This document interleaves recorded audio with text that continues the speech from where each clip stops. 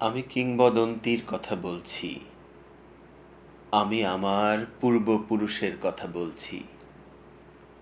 তার করতলে পলিমাটির সৌরভ ছিল, তার পিঠে রক্তজবার মতো ক্ষত ছিল।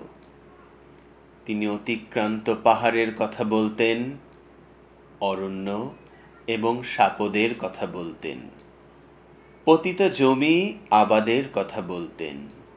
তিনি কবি এবং কবিতার কথা বলতেন। জিহবায় উচ্চারিত প্রতিটি সত্য শব্দ কবিতা, কর্ষিত জমির প্রতিটি শস্য দানা কবিতা। যে কবিতা শুনতে জানে না, সে ঝড়ের আর্তনাদ শুনবে। যে কবিতা শুনতে জানে না, সে দিগন্তের অধিকার থেকে বঞ্চিত হবে। যে কবিতা শুনতে জানে না, সে আজন্ম কৃতদাস থেকে যাবে। আমি উচ্চারিত সত্যের মতো স্বপ্নের কথা বলছি। উনুনের আগুনে আলোকিত একটি উজ্জ্বল জানালার কথা বলছি। আমি আমার মায়ের কথা বলছি। তিনি বলতেন, প্রবাহমান নদী যে সাঁতার জানে না তাকেও ভাসিয়ে রাখে। যে কবিতা শুনতে জানে না, সে নদীতে ভাসতে পারে না।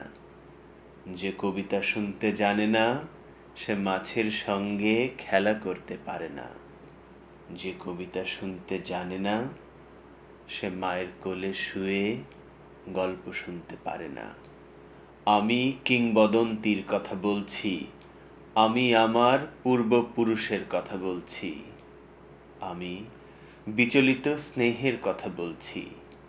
গর্ভবতী বোনের মৃত্যুর কথা বলছি। আমি আমার ভালোবাসার কথা বলছি। ভালোবাসা দিলে মা মরে যায়, যুদ্ধ আসে ভালোবেসে, মায়ের ছেলেরা চলে যায়। আমি আমার ভাইয়ের কথা বলছি। যে কবিতা শুনতে জানে না, সে সন্তানের জন্য মরতে পারে না। যে কবিতা শুনতে জানে না, সে ভালোবেসে যুদ্ধে যেতে পারে না। যে কবিতা শুনতে জানে না, সে সূর্যকে হৃৎপিণ্ডে ধারণ করতে পারে না। আমি কিংবদন্তির কথা বলছি। আমি আমার পূর্বপুরুষের কথা বলছি। তার পিঠে রক্ত জবার মতো ক্ষত ছিল, কারণ তিনি কৃতদাস ছিলেন।